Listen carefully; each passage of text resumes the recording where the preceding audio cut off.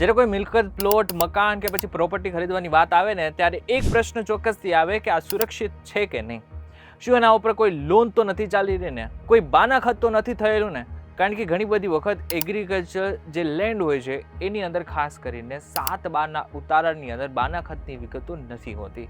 પરંતુ આગળના સમયમાં જો તમારે ચેક કરવું છે કે તમારી જે જમીન છે એ વાંધાજનક છે કે નહીં, કોઈ વાંધો તો નથી ને એનામાં, તો એના માટે થઈને ગવર્મેન્ટની જ એક વેબસાઇટ છે કે જેની અંદર 5 મિનિટની અંદર તમે આરામથી ચેક કરી શકો છો કે જે જમીન છે વાંધાજનક છે કે નહીં. પરંતુ એ કઈ વેબસાઇટ છે, કઈ રીતે જોવાનું છે, એ બધું જ જો તમારે જાણવું હોય તો ધ્યાનથી સાંભળજો. હું તમને એક વાત કહું.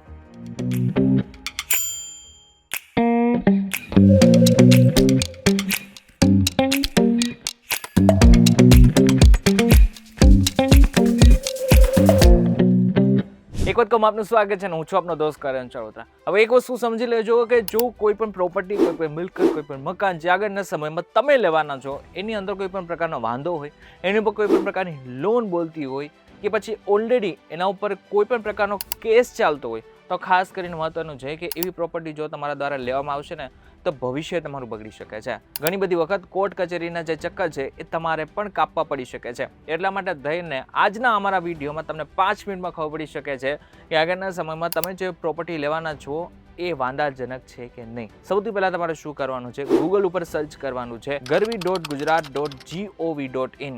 જે સૌથી પહેલું તમને દેખાય છે એના ઉપર તમારે ક્લિક કરવાનું છે. આ બાદ આવી કોઈ એડવર્ટાઇઝ આવશે એના ઉપર ક્લોઝ ઉપર દબાઈ દેવાનું છે. ક્લોઝ ઉપર દબાવ્યા બાદ તમારી સામે એક અલગથી પેજ ખુલી જશે જેની ઉપર તમને ઓનલાઈન સર્વિસનો એક ઓપ્શન દેખાતો હશે. એની અંદર તમે નીચે જોશો તો તમને દેખાતું હશે સર્ચ પ્રોપર્ટી. એના ઉપર તમારે ક્લિક કરી નાખવાનું છે. એક વખત એના ઉપર ક્લિક કરી નાખશો તો ફરી એક વખત નવું પેજ ખુલી જશે. જે નવું પેજ ખુલ્યું છે એ તમારા માટે કામની વસ્તુ છે.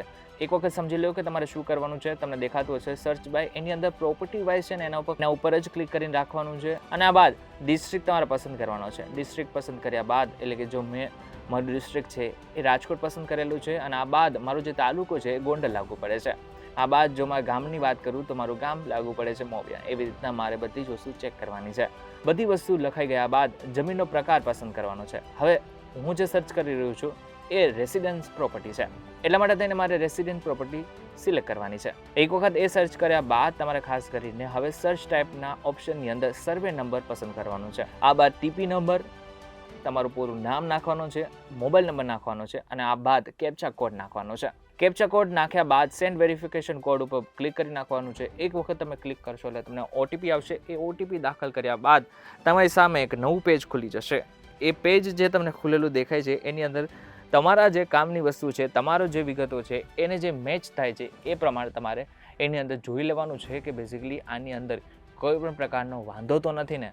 જો તો કોઈ પણ પ્રકારનો વાંધો દેખાય તો તરત જ એ વિશે વિચારવું જોઈએ. આગળના સમયમાં વિચારીને જ એ પ્રોપર્ટી કે પછી કોઈ પણ મિલકત લેવી જોઈએ. એટલે કે જેની અંદર કોઈ પણ પ્રકારનો વાંધો છે એવી પ્રોપર્ટી જો ખરીદવામાં આવે તો આગળના સમયમાં નુકસાની માત્ર તમને છે. હવે વિડીયો બનાવવાનો ઉદ્દેશ્ય માત્ર તમને કોઈ ડરાવવાનો નહોતો, માત્ર તમને જાણકારી આપવાનું છે. હવે જે વેબસાઇટ છે બેઝિકલી 2 થી 2:30ની વચ્ચે એટલે કે બપોરના 2 થી 2:30ની વચ્ચે મેન્ટેનન્સમાં જતી હોય છે. એટલા માટે થઈને એક ગાળા દરમિયાન તમે આ વેબસાઇટ નહીં જોઈ શકો.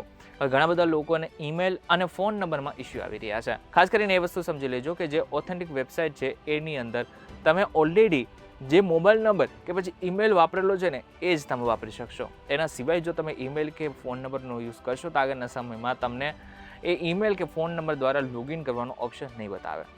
આ વિડીયો પસંદ આવે તો વિડીયો લાઈક અને શેર જરૂરથી કરજો તથા આજ ઇન્ફોર્મેટિવ વિડીયોઝ માટે વીટી ડિજિટલ સાથે જોડાયેલા રહેજો.